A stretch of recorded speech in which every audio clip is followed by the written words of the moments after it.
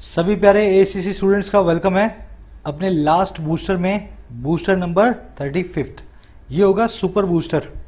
आज question discuss नहीं करूंगा आपसे मैं, आज डिस्कस करूंगा एग्जाम प्रिपरेशन स्ट्रेटेजी। ठीक है, आपका पेपर है आज से 14-15 दिनों के बाद। मैं जब ये वीडियो रिकॉर्ड कर रहा हूँ इट्स 12 दिसंबर। कल ये दीपक जी को मैं दे दूंगा, कल शाम में या परसों आपके लिए पब्लिश कर देंगे। तो आज आपका पेपर 26/7 को है। मैं एक बार चेक कर लेता हूँ करेक्ट डेट क्या है। IBPS SO का 26-27 दिसंबर में है ना। तो अगले 14 दिन आपको क्या करना चाहिए ताकि आपके 1-2 मार्क्स इंक्रीज हों कम से कम, है ना। कम से कम 2-3 मार्क्स आप जो है इंक्रीज कर बैठो अगले 14 डेज में। दूसरा, आपको पेपर को कैसे अप्रोच करना है, एक फाइनली अपने स्ट्रेटेजी फॉर्मुलेट करेंगे। पूरे पेपर को आप कैसे अप्रोच करने वाले हैं, शुरू करें। मैंने एक पेपर रखा है आपके सामने, इस पेपर को मैं चैनल पे डिस्कस करने वाला हूं अपने अगले कुछ दिनों के बाद, प्रोबेबली विद इन 2-3 डेज पूरे सॉल्यूशन के साथ। तो ये पेपर आप देख रहे हो, है ना। ये 71 नंबर क्वेश्चन से शुरू हो रहा है क्योंकि हमने जहां से उठाया वहां पे क्वेश्चन नंबर जो है कॉपी हो गया। तो अब इसको फर्स्ट नंबर क्वेश्चन ही मान लो। तो 1st to 5th number question में बोल रहा है, ये दिए हैं आपको सेंटेंस में वर्ड स्वैपर्स।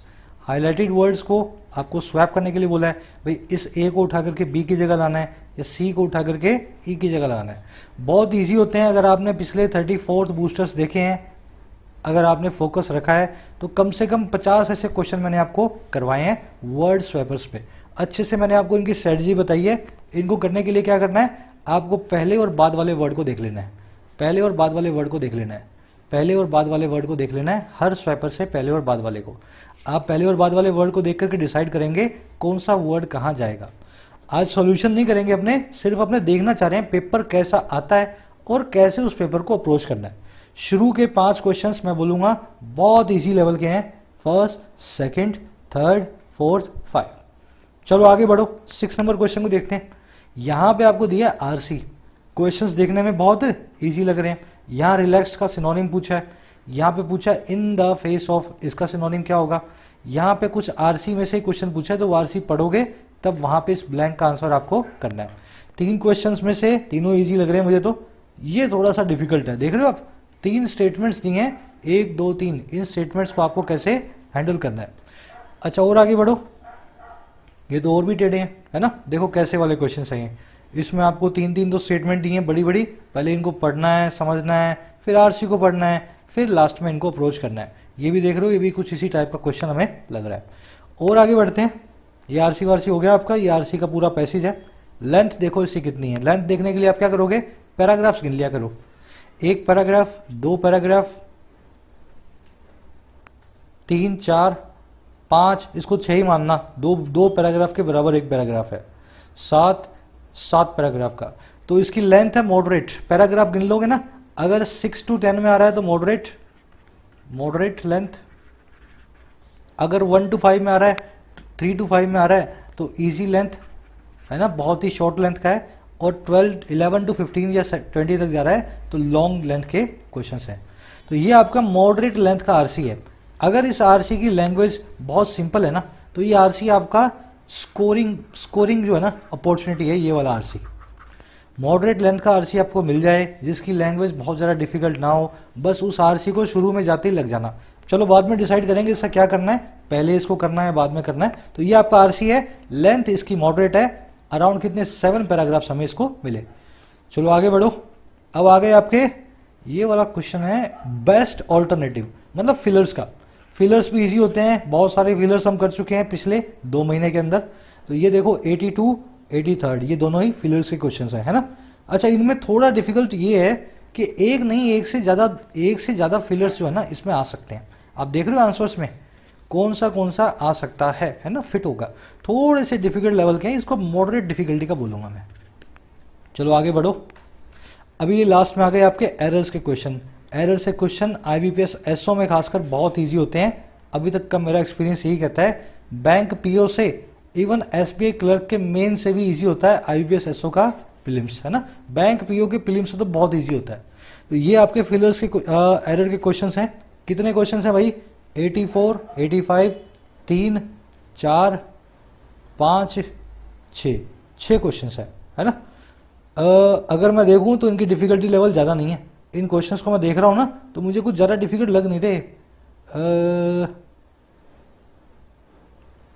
बहुत इजी क्वेश्चंस हैं, है ना।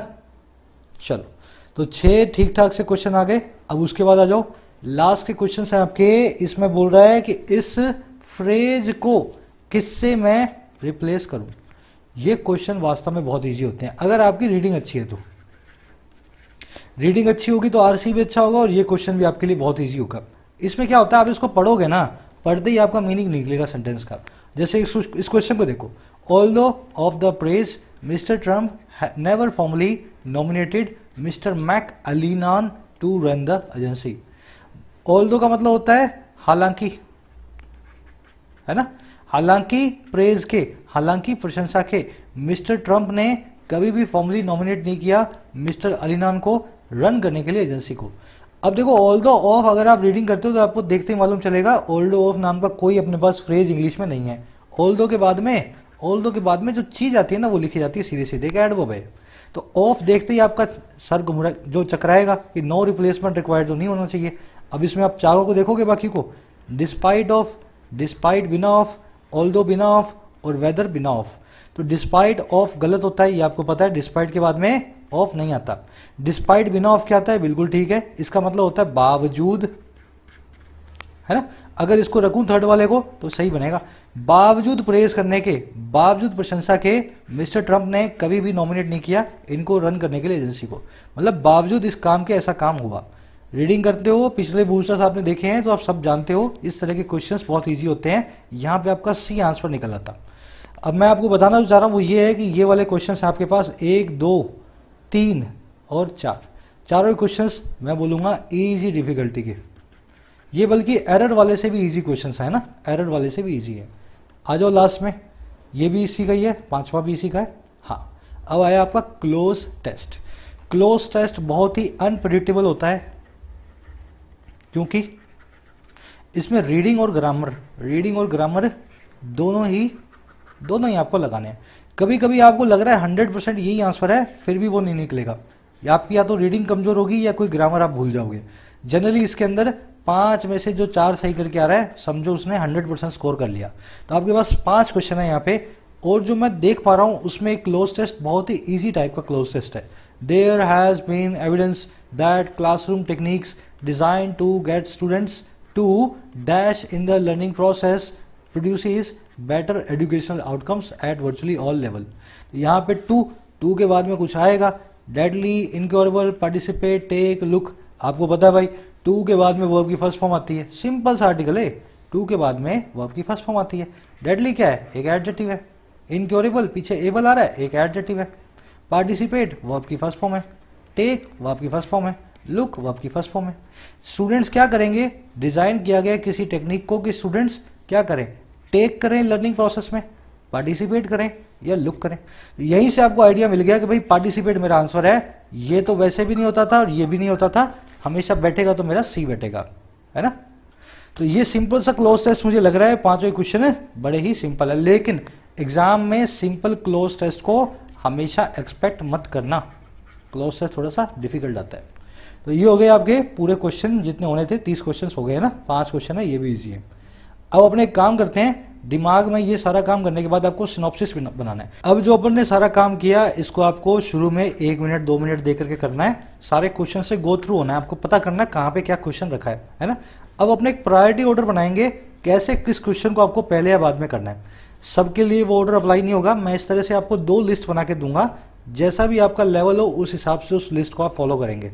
सबसे पहले मैं सभी क्वेश्चंस को यहाँ पे कैटलॉग करता हूँ, सब टाइप ऑफ क्वेश्चंस को। तो पहला टाइप ऑफ क्वेश्चन था हमारे पास आरसी का, ठीक है। अराउंड 5 क्वेश्चन थे, डिफिकल्टी थी मॉडरेट। इसमें ध्यान देने की एक चीज थी, 2 क्वेश्चन वोकैब बेस्ड थे। तो वोकैब बेस्ड क्वेश्चन को आप इजीली कर सकते हो। इनफैक्ट 3 क्वेश्चन थे, तो वोकैब बेस्ड क्वेश्चन की इजी जो डिफिकल्टी होती है वो कम होती है। फिर आपके पास आया क्लोज टेस्ट। क्लोज टेस्ट इसको इजी लेवल का बोलूँगा या इसको मॉडरेट बोल दो, जिन लोगों ने रीडिंग थोड़ी सी कम की है। कुछ लोग डरते भी तो है ना क्लोज टेस्ट से, बहुत ही डरते ही बहुत लोग हैं। तो आप इसको मॉडरेट ही समझो, इजी है वैसे तो ये वाला। 5 क्वेश्चन थे इस पे। तीसरा है एरर के क्वेश्चन, इनको मैं मॉडरेट बोलूँगा। मॉडरेट मतलब ठीक ठाक डिफिकल्टी लेवल थी, जिसमें से आपको कम से कम एक दो क्वेश्चन बहुत ईजी मिलेंगे। जैसे इंस्पाइट ऑफ, डिस्पाइट मिल गया, मॉडल के बाद में वर्ब की फर्स्ट फॉर्म नहीं लगी हुई, हैज हैव के बाद में वर्ब की थर्ड फॉर्म नहीं लगी हुई, है ना, कुछ ऐसा सा मिलेगा, देखते ही आप बता दोगे भाई ये वाला गलत है। फिर आपको चौथा मिला वर्ड स्वैपर्स, ये भी मॉडरेट लेवल के होते हैं क्योंकि इसमें थोड़ा दिमाग लगाना पड़ेगा आपको, है ना। फिर आपको पांचवा टाइप मिला फिलर्स का। फिलर्स भी मॉडरेट बोलूंगा, लेकिन फिलर्स में एक आधा क्वेश्चन बहुत ही इजी होगा, कम से कम एक दो क्वेश्चंस बहुत ही इजी होंगे, ठीक है ना। तो यही 5 टाइप के मोटे मोटे आपके क्वेश्चंस बनते हैं। IBPS SO में ऐसे क्वेश्चंस को आप देखोगे। हाँ, इसमें आपको जैसे इस पेपर में PQRS कहीं आया नहीं हुआ, कहीं पे हो सकता था PQRS भी आ रहा हो, थोड़े से डिफिकल्ट होते हैं PQRS के। मैं मान लेता हूँ एक दो क्वेश्चन PQRS पे भी आए होंगे, इस एग्जाम पेपर में नहीं है, बट जनरली PQRS आपको मिलेगा। अब देखो आप किस टाइप के आदमी हो ये आपको डिसाइड करना है, उसी के हिसाब से प्रायोरिटी ऑर्डर आपको देखना है। कट ऑफ के लिए आपको चाहिए, अपने मान के चल रहे हैं 8 to 10 मार्क्स। बहुत ही पेसिमिस्टिक मैं एस्टिमेट लगा रहा हूँ। मुझे तो किसी ने बताया था कि IBPS SO में 6 मार्क्स में कट ऑफ हो जाती है ना 30 में से, फिर भी 8 to 10 मार्क्स का अपने लेके चलेंगे।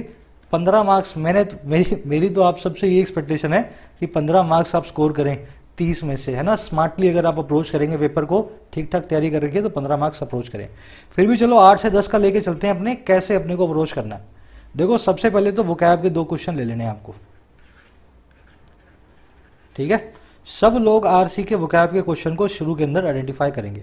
इसमें एक चीज ध्यान रखना, जैसे वोकैब में कोई वर्ड पूछा उसने रिलीव्ड, कोई वर्ड पूछा आपसे रिलीव्ड, मान लो ऐसे पूछा रिलीव्ड का सिनोनिम कौन सा है, तो वो रिलीव्ड है ना, RC के अंदर बोल्ड किया होगा, आजकल ऐसा आ रहा है।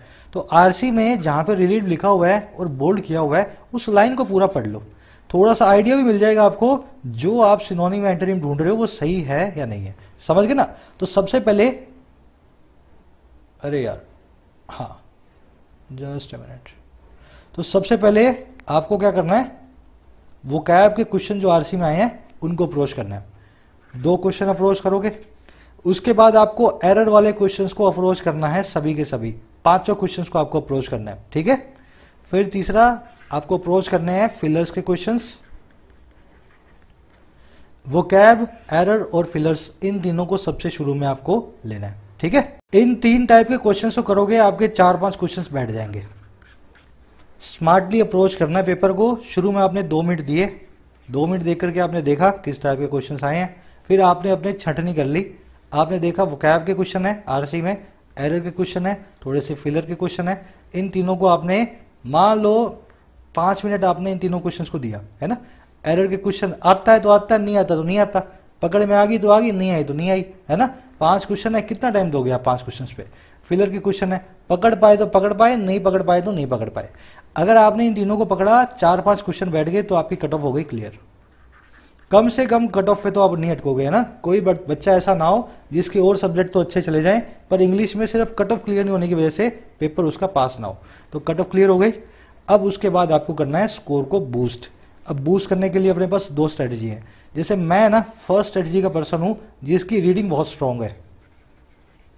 स्ट्रांग का मतलब क्या है, सुपर स्ट्रांग।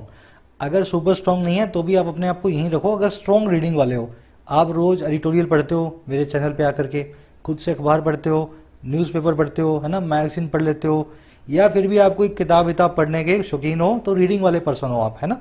दूसरे टाइप ऑफ पर्सन होते हैं जो करते हैं मजबूरी में रीडिंग, जैसा मैं पहले किया करता था, मजबूरी वाले रीडिंग वाले।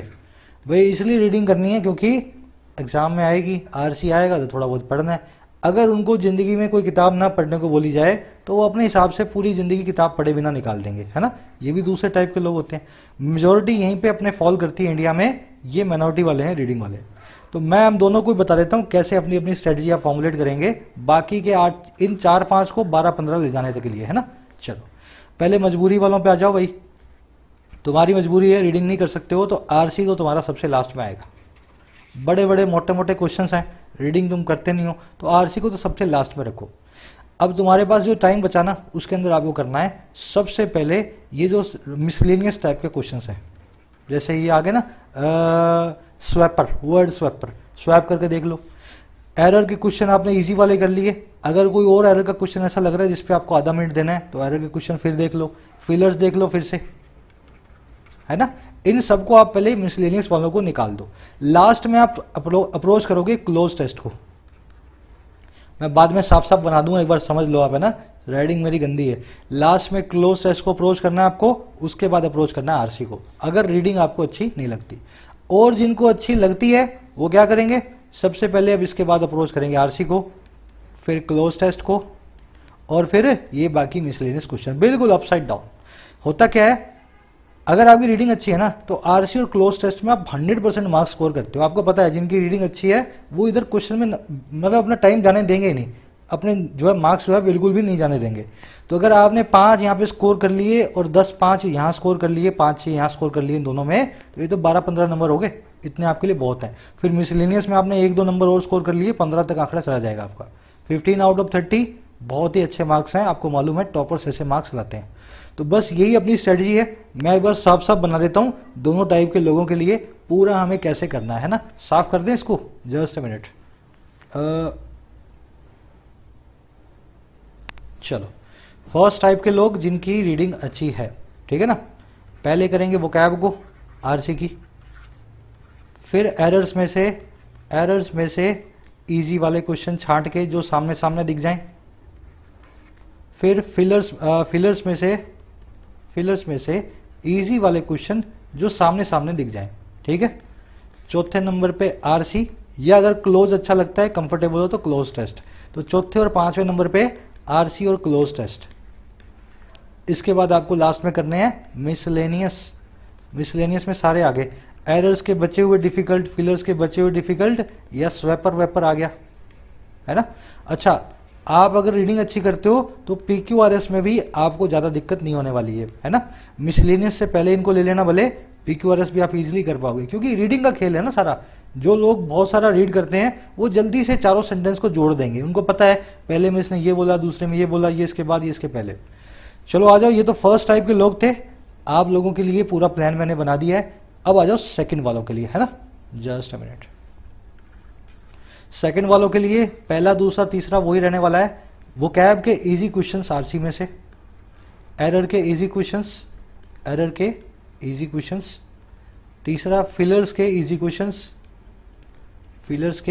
क्वेश्चंस, फिर चौथे नंबर पे मिसलेनियस, बचे हुए आरसी के, बचे हुए क्लोज, जो अपने एरर के, बचे हुए फिलर्स के, फिर 5वां आपके स्वैपर वेपर, 6वां पीक्यूआरएस, 7वां आरसी या क्लोज टेस्ट। हाँ, अगर आप क्लोज टेस्ट आरसी में से, अगर क्लोज टेस्ट से ज़्यादा कंफर्टेबल हो तो पहले वो ले लो, नहीं तो ये ले लो। अगर पहले आरसी लिया तो 8वां हो गया क्लोज, और पहले क्लोज लिया तो 8वां हो गया आरसी। तो ये आपका टोटल जो है ब्रेकअप होना चाहिए मोटा मोटा। अब इसकी गांठ मत लगा लेना, सर ने बोला था भाई ये पीक्यूआरएस तो बड़ा इजी है, पर सर ने बोला था पहले वोकैब करूंगा।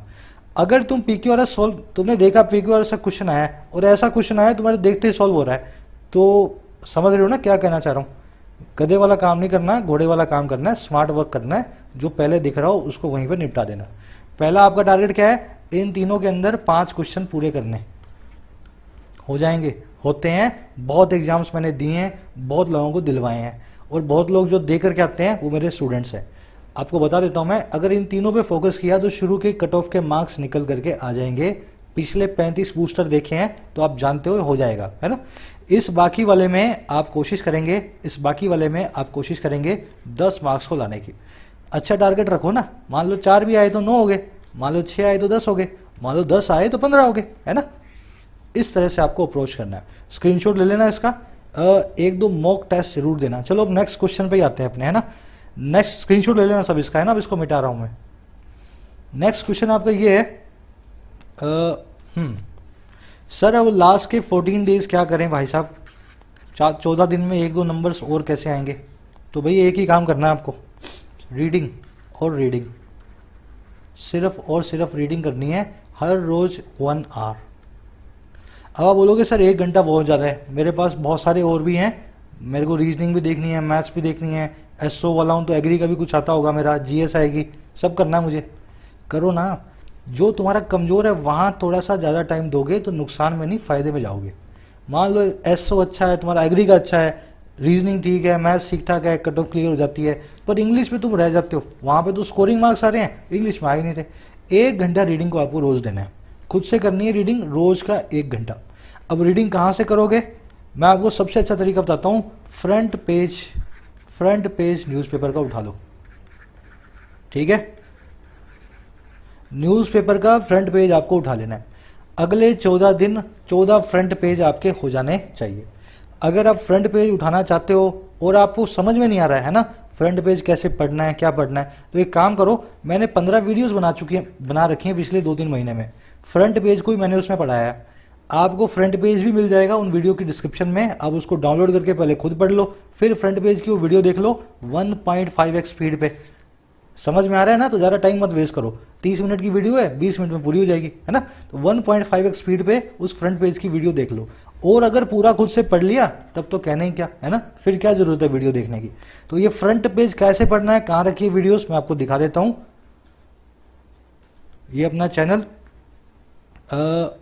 जस्ट अ मिनट, है ना, ये चैनल पे नीचे आओ और ये देखो front page reading for beginners, 1 2 3 4 बहुत सारी इसमें वीडियोज हैं ना, इसमें वीडियोज हैं तकरीबन 15, चेक कर लेते हैं। अपने 11 रखी हुई है यार मैंने, वीडियो तो 15 थी। चलो और वीडियो होंगी, मैं इसमें ऐड कर दूंगा, है ना, 2-3 वीडियोज और हैं जो मैंने प्लेलिस्ट में रखी नहीं हुई। आराम से इन वीडियोस को चला करके देखना, है ना। चलाने से पहले जब भी किसी वीडियो को शुरू करो, उसके डिस्क्रिप्शन में फ्रंट पेज रखा होगा एक लिंक में, वो खुद डाउनलोड कर लो पहले, फिर डाउनलोड करने के बाद खुद पढ़ लो, है ना। पढ़ने में आ गया तो वीडियो चलाने की जरूरत नहीं पढ़ने में आया तो वहां जहां समझ में नहीं आया वहां पे वीडियो जाके चला लो। तो एक काम तो ये करना है। दूसरा काम तुमको मेरे भाई करना है अगले 14 दिन में मॉक टेस्ट, ठीक है। मॉक टेस्ट कितने दोगे भाई 14 में, जो 14 दे दे उससे तो अच्छा कोई बात ही नहीं है। 14 मॉक टेस्ट दे दो, अच्छी सी टेस्ट सीरीज लो किसी की भी, आपको एसीसी की मिलती है तो एसीसी की ले लो, नहीं तो ये अड्डा वड्डा और आपका ये टेस्ट बुक है, प्रैक्टिस मॉक है, ओलिव बोर्ड है, किसी की भी ले लेना, कंजूसी मत करना, 200-250 रुपये लगा लेना। और टेस्ट सीरीज लेके अगर नहीं लिए तो अगले 14 दिन में कम से कम 10 मॉक टेस्ट देना, ठीक है। मॉक टेस्ट देने का मतलब ये नहीं है दे के पास से हो जाओ, ये मतलब नहीं होता इसका, भाई 100 में से नंबर आ गए 30 दे के ख़त्म कर दिया, ऐसे नहीं। अब जो 70 नंबर नहीं आए या जो 10 क्वेश्चन गलत करके आए हो, खास करके वो वाले जिनको एनालाइज किया जा सकता है, मैथ्स के, इंग्लिश के, है ना, उन सभी को आपको एनालाइज करना है।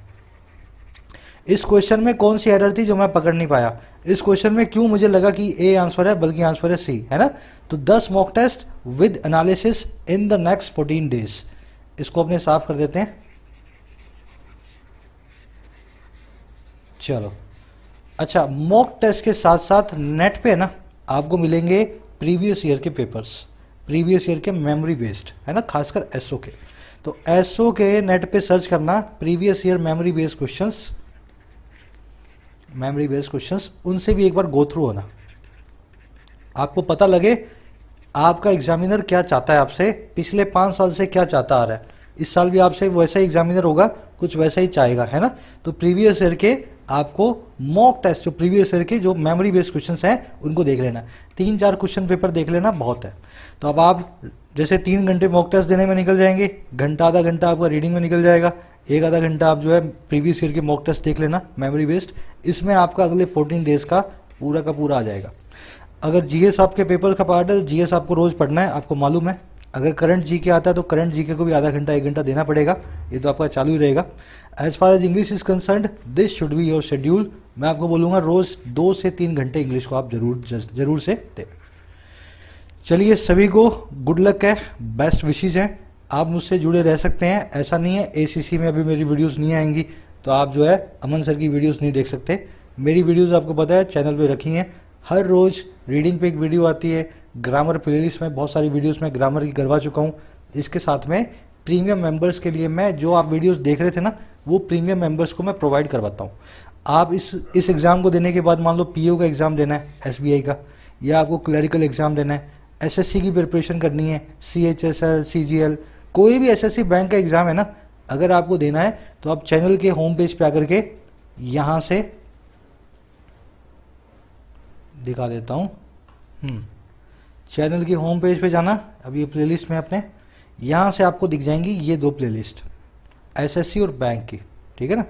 ये ऊपर बैंक की, नीचे एसएससी की। तो इन प्लेलिस्ट के अंदर सारी वीडियोस मैं इसी तरह की पब्लिश करता हूँ जैसी मैंने आपको दी हैं। काफ़ी सारी आपको जो वीडियो दी हैं वो भी वीडियोस इन मेंबर्स के लिए मैंने यहाँ पे पब्लिश की हैं। मेंबर बन सकते हैं आप, ज्वाइन बटन को प्रेस करके। कोई भी आपका एग्जाम नज़दीक में आए, बिंदास इसको प्रेस करना, छोटा सा कंट्रीब्यूशन दे करके मेंबर बन जाना, मुझसे आप जुड़े रह सकते हो। साथ ही साथ अपना एक टेलीग्राम ग्रुप है, वो भी मैं आपको दिखा देता हूँ। ये ग्रुप है अपना टेलीग्राम। इस टेलीग्राम ग्रुप को आप ज्वाइन कर लेंगे, वहाँ पे आप मुझसे बात भी कर सकते हैं। मैं एडमिन हूँ, पर्सनली मैसेज करना हो तो पर्सनली करना, टाइम मिलने पर रिप्लाई करता हूँ। नहीं तो ग्रुप में कोई क्वेरी हो, इस ग्रुप में आप सीधे बिंदास पूछें। सभी को बेस्ट विशेस अमन सर की तरफ से। मैं सभी को दूंगा एक बड़ी सी सक्सेस, ठीक है। सभी को बड़ी सी सक्सेस की wishes with a big smile. आप सभी को कामयाबी मिले, यही मेरी आपसे भगवान से भी दुआ है, और आपके लिए भी मैं यही दुआ करूंगा। मुलाकात लूंगा फिर किसी वीडियो में, तब तक के लिए साइनिंग आउट।